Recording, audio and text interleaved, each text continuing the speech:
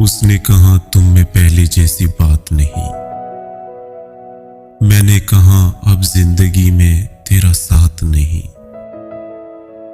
उसने पूछा क्या अब भी हर किसी के आंखों में डूब जाते हो।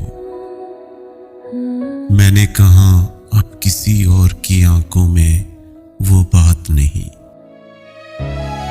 उसने पूछा क्यों इतना टूट कर चाहा मुझे।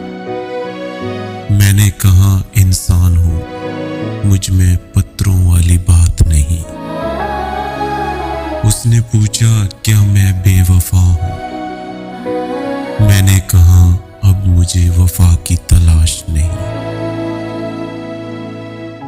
उसने कहा भूल जाओ मुझे। मैंने कहा तुम हकीकत हो, ख्वाब नहीं।